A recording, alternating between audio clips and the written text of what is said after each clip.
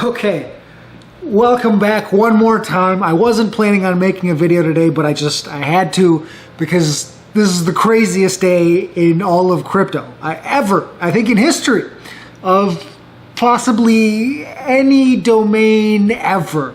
I mean, at the beginning of the day, we were starting at looking at one of the biggest financial crimes in the history of modern finance. It was already crazy at the beginning of the day. And then it got weirder and crazier, and by the end of it, we were all living in a friggin' anime, okay? I'm pretty sure we're living in a simulation right now. And I gotta get this off my chest. This is the craziest shit I've ever heard. Shout out to, today I'm mainly using my Twitter account. There's so many things that ended up happening. The only way I could really keep track of them was to just retweet basically and get the tweets on there. So if you want to see any of these in person, just go to my Twitter feed. It's @LearnFinance. So we'll use that to keep, there's so many things that happen and so many interesting details.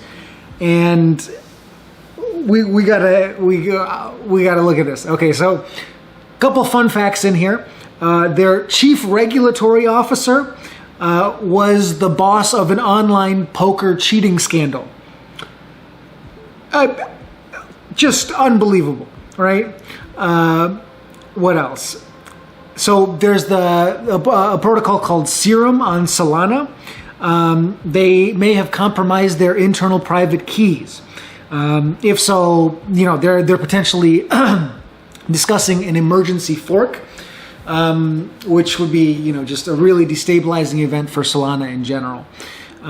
So we'll see. And then the big thing that happened in the morning, right? The big first major event that kind of led off the news this morning was the hack.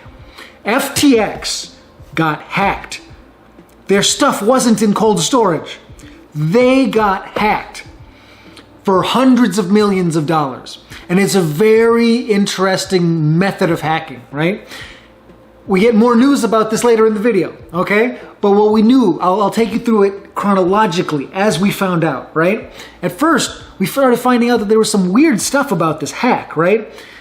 The API for FTX's website and all that went down, making it harder to see all the activity as they were going and stealing funds.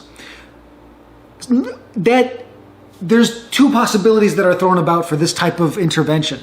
Either this is a state actor, somebody really, really good and high up and well-funded, or this is an inside job. And everybody was thinking inside job, right? That seems like the obvious thing. And then also some of these wallets that were withdrawing, another detail here, some of these wallets that were withdrawing to multi-sig wallets. You don't see, I can't think of any other hacks where you're withdrawing to multi-sig wallets. It's an interesting fact. And then what else? Oh yeah, there's some other things about talking about all the stimulants, all the executives at FTX were on, whatever, cool. And then interestingly, so this whole hack thing, part of it was really sloppy. It was very strange. Parts of it were sloppy. Supposedly part of it went through Kraken. So Kraken sent out this message of we know who the identity of the person is. And then they just kind of left it at that for a little while.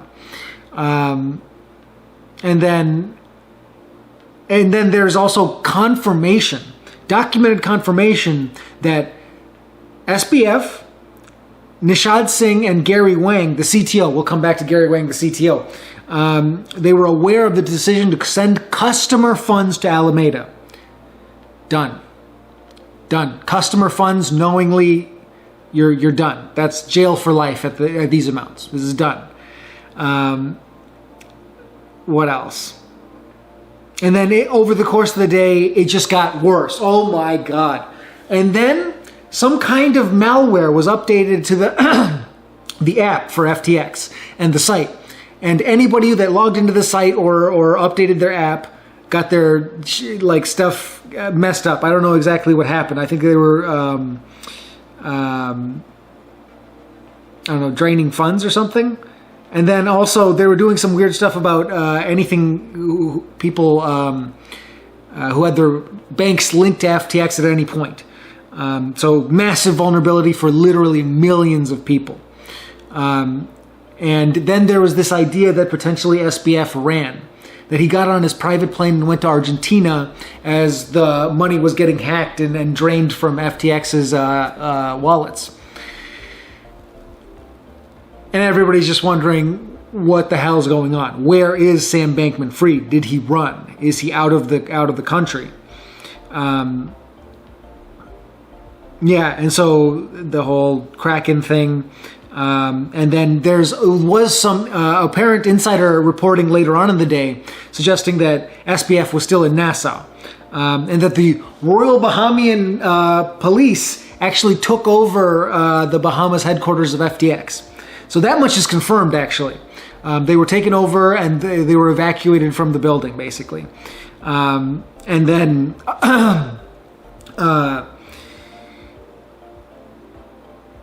wrapped Bitcoin. So wrapped assets on Solana at this point are essentially just going to zero. Solana is getting crushed, like really badly. So over the course of the day, there's also been pedophile rumors, links to Epstein. Everything is coming up to the surface at this point. Snowden is joining into crypto Twitter. Whatever. Yeah, it's been utterly wild. And then also the other thing that supported the insider job for this hack was that both FTX and FTX US, which are supposedly separate entities, were both stolen from. So what's up with that?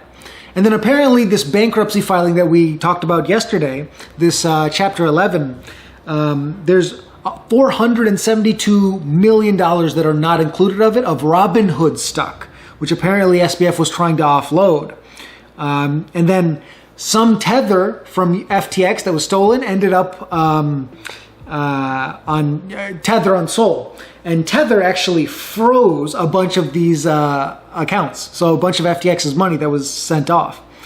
And then Cointelegraph near the end of the day started reporting that Sam, Nishat, and Gary were all with the authorities in Nassau, but that Caroline is in Hong Kong, and that the goal was always to try and get to Dubai because Dubai doesn't have extradition laws. Caroline apparently might make it. I don't know if Hong Kong authorities don't work well with US, but she's going to try and go to Dubai. But supposedly, Sam, Nishat, and Gary are in with the authorities. So we'll see. And then the other part throughout the course of the day is also that Gary Gensler was apparently related to, so his mentor was Caroline's father back at MIT. And so there's all these links between them. And apparently now we're seeing all this evidence that they were working together potentially to create a regulatory monopoly for FTX, and that there was a memo sent out that there was of the minutes of the so SEC actually responded to this FUD and said that no, we just wanted to make sure he knew about the regulations. But there's a memo that went around internally in the SEC. It said actually there was going to be a no action relief, which seems like they're saying that they're going to allow FTX to do what they want to do as a form of relief, which seems like collusion. Like that seems messed up. And then remember earlier, yesterday, we were talking about how there was some kind of, they were saying that there was some kind of Bahamian law that made it so that people from the Bahamas were able to withdraw and nobody else could because it was like a legal thing. The Bahamas actually came out and refuted that. They said, no, we would never demand that. That was a full-on lie. So they were just straight up committing crimes at that point and lying bold-facedly. And then apparently some random guy, Samuel Hyde, is potentially identified as the a hacker who is taking money. with unknown motives, likely to fall out with top leadership earlier this year. I mean, this is just some random dude. This is not what we expected. Most people were speculating SBF or Caroline or something like that. Or Gary Wang. Remember we talked about him, the CTO. We have like a picture of the back of this guy's head. Nobody's ever seen this guy. But he apparently had a bunch of GitHub commits in the last couple of days. And, you know, people were speculating that maybe that meant, you know, he may have gotten on that plane to Argentina and that he may have taken that money. But now it's this random guy that we haven't heard of before. It's interesting. And then the biggest thing, the reason I said that this turned into a freaking anime. So it's escalating over the course of the day. The shit's getting crazier and crazier and crazier. And then we get a lull. Late afternoon, early evening. And we're like, okay, potentially Sam Bankman-Fried was maybe even arrested around this time. There's some mixed reports. Maybe he was, you know, actually in cuffs. And we figure, okay, there's a moment. There's some other things aren't really happening. And then bombshell news comes out from an executive at Huobi, right? Turns out Sam Bankman-Fried was behind Terra, Luna, and Three Arrows Capital all along. Basically, everything that's been happening in this crypto winter was Sam Bankman-Fried from the beginning. So apparently back in 2019, Suzu funded FTX, and then they developed a rivalry. More recently, SBF used Alameda to basically destroy Luna. There were rumors about this earlier, but we didn't have any confirmation. And now we have confirmation. So by crashing Luna, he took out Three Arrows Capital, but the fallout was so much more than he even realized, and the liquidations ended up catching Alameda. So to fix that hole, he put FTX's funds to Alameda. And that bailout basically made FTX vulnerable towards this everything that's happening right now. And basically, the idea is that apparently CZ knew from the beginning. That's what he realized, that what Sam was doing. And he basically tried to resolve this, you know, because taking down Luna was a huge hit for Binance. The resulting fallout and all the liquidations and everything going down to zero was a big hit for CZ's investments. So he tried to resolve this without doing what he did, but ultimately Sam Bankman-Fried just continued to, you know, have, you know, really crooked actions. And then they found out that he was working with Gary Gensler behind the scenes, which now that's going to be huge. There's going to have to be a huge investigation of the SEC itself. And now it's just gotten totally out of hand. I mean, this is absolutely insane. Absolutely insane what's going on now. But basically, Sam Bankman-Fried turned out to be the bad guy that was behind all the previous bad guys. All the different seasons of, you know, crypto winter before this, right? The Do Kwans of the world, the Suzus of the world, the whatever, Alex Mashinskis of the world. It turns out that behind all of these failures, don't get me wrong, each of these guys did fucked up shit of their own. They, you know, they were only vulnerable because they were crooked to begin with. But behind all of their falls, it was the biggest fish. It was SBF. This SBF turned into literally the Sosuke Aizen of real life. And he was basically, you know, the one planning everything. Everything that happened before this was his plan. And then it just ended up getting away from him in the end.